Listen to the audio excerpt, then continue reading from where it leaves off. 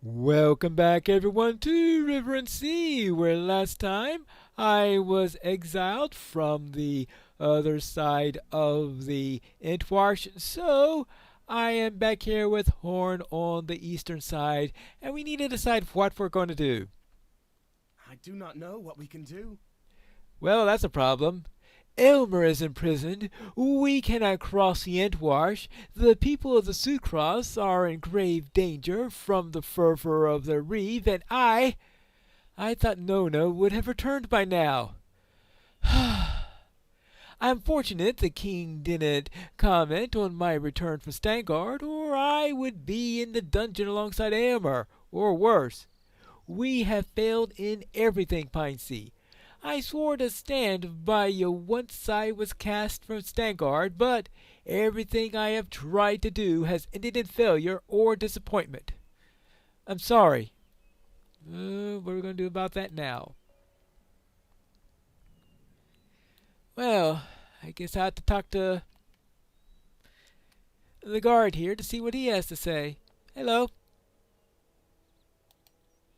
By order of Theoden King, you three are to stay on this side of the Entwash. If this command of the king changes, I will be informed by Raven. I don't doubt, but until then, you stay there, and I will stay here. Right. I suspected you were going to say something like that. Why is Horn so upset? Have we not done what we set out to do? We tracked our mutual friends across the Eastament and only gave up the chase when we were assured of their safety. We did much good in Rohan. That's more than I can be said for some of the Aldors and Thanes and Reeves that we've encountered. We will see what the future brings us, will we not? Oh, think of Ruthreef, Pinesea, Baldbark, the Ent. Finding one of the tree herders still alive in Fangorn was not even a glimmer of a hope in my mind when you, Horn, Nona, and I began our journey down the Anduin. But that was such a happy discovery, all the more because it was unexpected. Perhaps Nona will come back to us when she has divined her innermost mind. Theoden may come to his senses and release Aomer. We may find our paths crossing once again with that of Gandalf, or with that of Aragorn, son of Arathorn. And tomorrow will be less bleak. We will face it together, will we not? And give Horn these words, and tell him that if Corridon the elf can see hope for the future, surely Horn the man of Rohan can find some small measure of light on which to rest his thoughts. Well, what's your opinion of that, Horn? What would Corridon be saying today if we had not run into that Ent? Ha ha ha! You are both right, my friend. Tomorrow will be brighter. There is no sense in mulling over the past, or in worrying for the future. We will take one day after another, as the sun rises and then sets, and await the dawn with hope. We must do what we can for the people of the East Rohan. We must help them prepare their defenses. We must help them fight what battles we can. And we must help them rebuild if the battles go ill. Who stands between the people of Rohan and their enemies? Horn grips his hilt of the sword with resolve and sets his shoulders. We do! We must not fail them. We will not fail them. Our work here is just beginning, Pinesea. If on the morrow we need to cross the Antwade for the good of Rohan and at the risk of our lives, we will. But today we will do what we can for the people on this side of the line. May fortune smile on Corridon, and on you, and on me, and on Nona, wherever she may be. Well, good fortune and victory! All right, Baruch Hazard! We will put our exile from Edoras to good use. If we strive to improve the lot of the needful folk on this side of the Entwash, then at least some good will come of Theoden King's command that we not return to the Golden Hall. I confess that I can't find a positive light in which to cast Aylmer's imprisonment by his uncle, or the sending away of my mentor Gléowine. We must find hope where we may, I suppose. We should ride against the mountain minions of Saruman. Not mounted! Yes, the mountain minions of Saruman in the Sucrofts. Let us bring peace to the people of East Rohan, for that is where the king commands us to stay. All right, defeat Saruman's mountain minions in the Sucrofts. 0 of 5. Well, I suppose that Corridon would have had his own version of whatever that was if I had talked to him instead. Let's see. There is a mounted foe right over there, and not in the vicinity of any other mounted foes, which is always nice. So, let us see if I can get up a little speed. Hello. Yeah, I gotcha. Oh, actually, do I have a... Yeah, that thing. Ah, another one! Now, he's closer to some other foes, so I just have to be careful about that. Now, where else have we got something? Let's see. There we are. I know I have that other orc that is definitely going to bring his way into... Yeah, look at this. He rides right by that other one. Okay, let's try this one.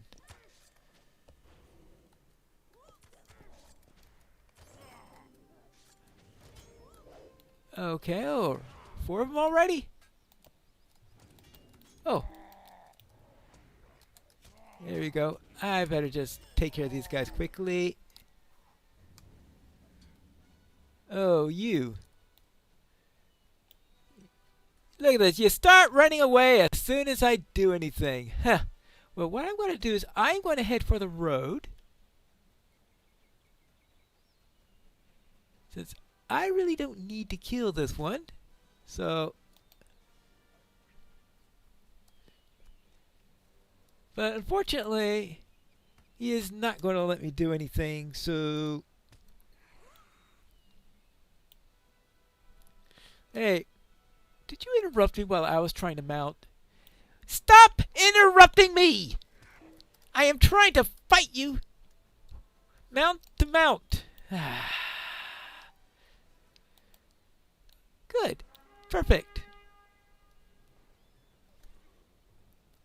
Now, let's take care of this. Huh. Well, we're done with that. Well, let's get back to Horn. I killed several mounted orcs, and I found this harp. What did you find? A harp, you say? That seems like an odd choice of weapon for use by Saruman's minions. Oh, I know that instrument, Piney. How often did I listen to its beautiful music, played first to instruct and only later to entertain. This is the harp of my mentor, Gléowine. Did he run afoul of Saruman's minions? Well, apparently so. Either that or he tossed it aside. My master's harp was trampled by heavy feet. Did he meet his end? See how this wooden frame has been splintered? My master's harp was trampled by heavy feet, and the strings cut. It could be repaired, given enough time and the right materials. Might the same be said about my mentor? Gléowine is not a young man, and he never was much of a warrior. With his dismissal fresh in his mind, did he stumble upon that thrall of Saruman's and meet his end? I can't think this way, Piney. He would still have escaped that fate and made his way to a settlement. Snowbourne is not far from here and to the southeast. We should go there and ask for signs of my master. All right? I will check in Snowbourne. Hello there. Have you recently seen an old man come by here? I do not think I have seen your friend. No, that description is not familiar to me. There have been many ragged folks dreaming in Snowbourne of late, but I don't think that I've seen your friend. You might try southwest of here, by the barracks. There was a disturbance there earlier today, with all these new people in town. Could you find your friend there, perhaps? I'm willing to wager that he didn't come to Snowbourne by horse while I was here. I am sorry. All right. Well, I will search for him near the barracks. Thank you. At least it looks like he's alive.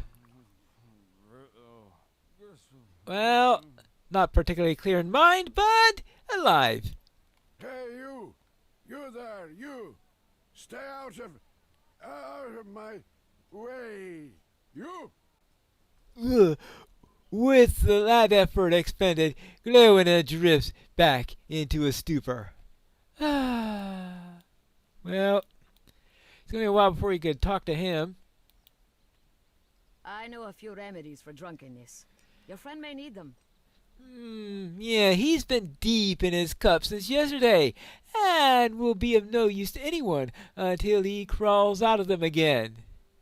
Well, one or two of the remedies I know of involves a mixture of honey and water.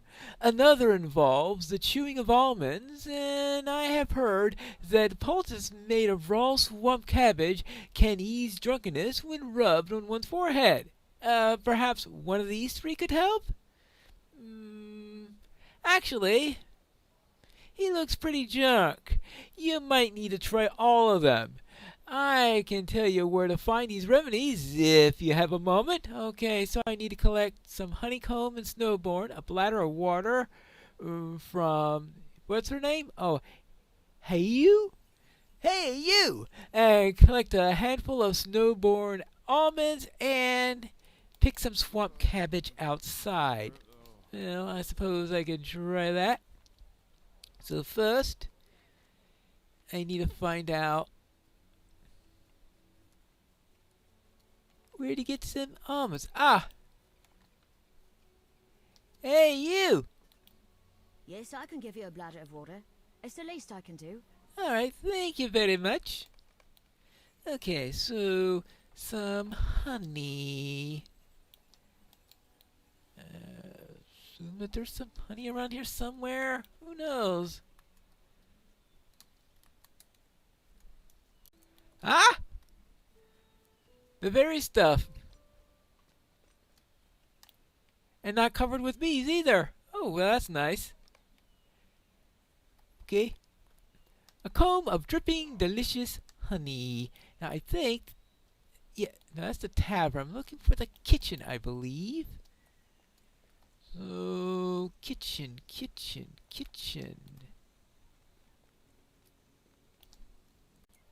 Ah! A kitchen. Surely there'll be almonds here, right? Hello there, do you have any almonds? Yes, feel free to take some almonds from the bucket there. Alright, thank you. Yeah, perfect. Now, I just need some swamp cabbage.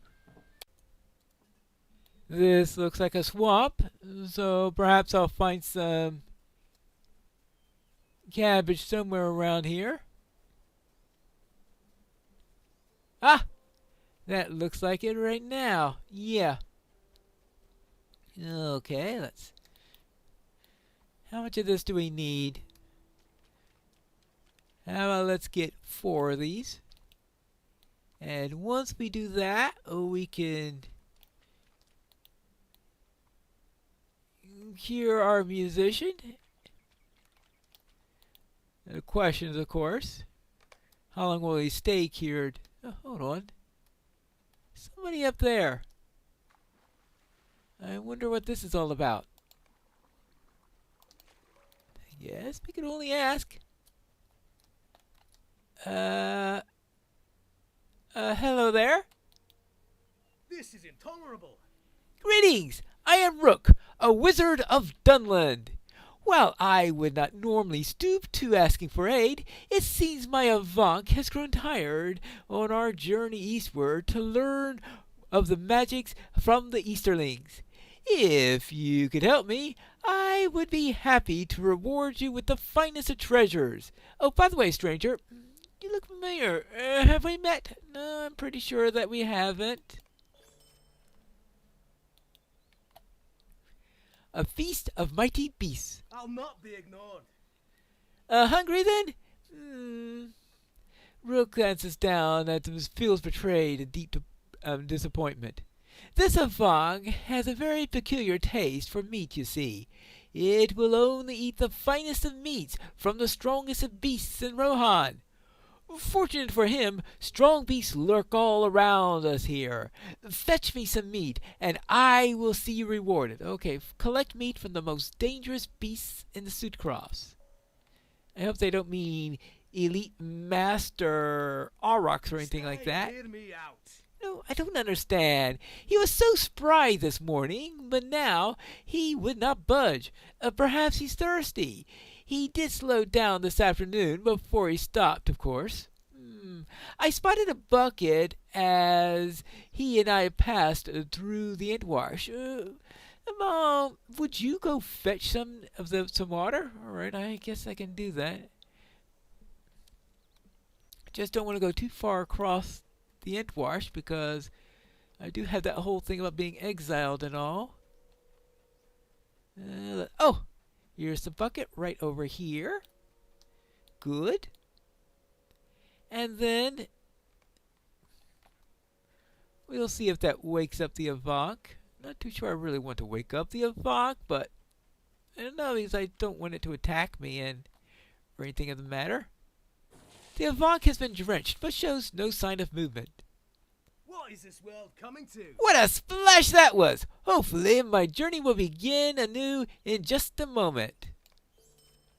Well, we have to see. Now, I need to find the strongest, most powerful beast here in Rohan. Surely, there must be something here. Oh, hold on. Ooh, Wolverines! Yeah, Wolverines are tough, aren't they? Suitably tough. In any case, I don't think this Rook fellow will notice any difference, right?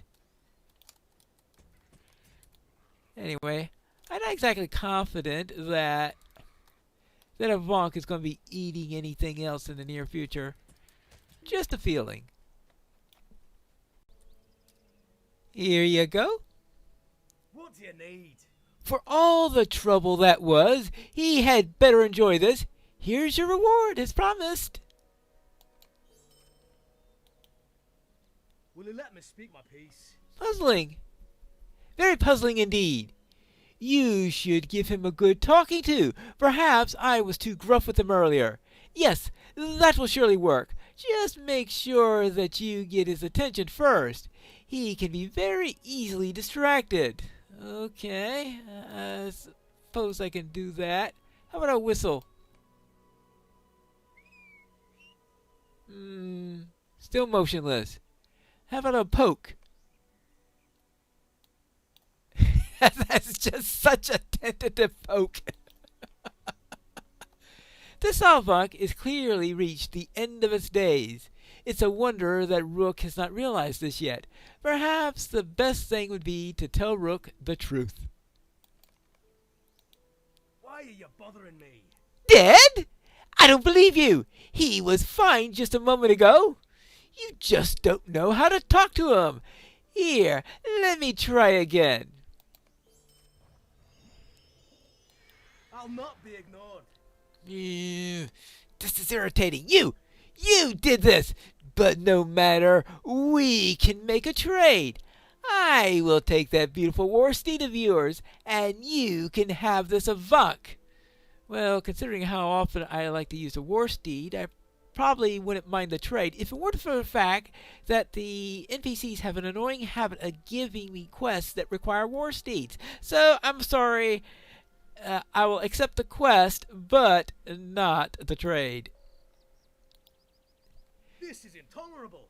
It's dead, you say? Well, that is rather beside the point, is it not?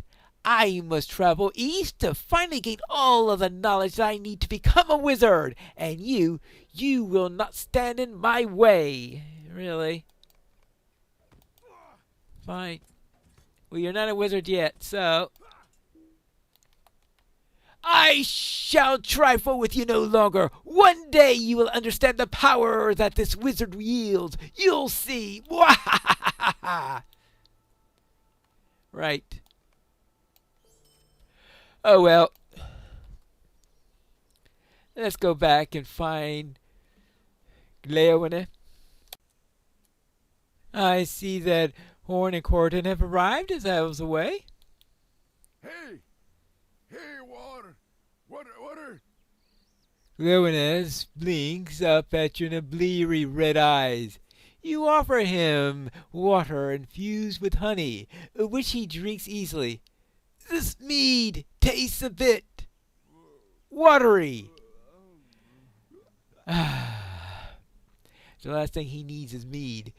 You then give him the almonds to chew on, but at the first bite he spits them out. What? What is this? He slurs at you, sensing betrayal. Then you rub the cabbage leaves on his forehead, and he sputters angrily. Are you trying to poison me? The remedies seem to have had little effect on him, save to make him angry. What are we going to do then? We have to find that out in the next episode of River and Sea.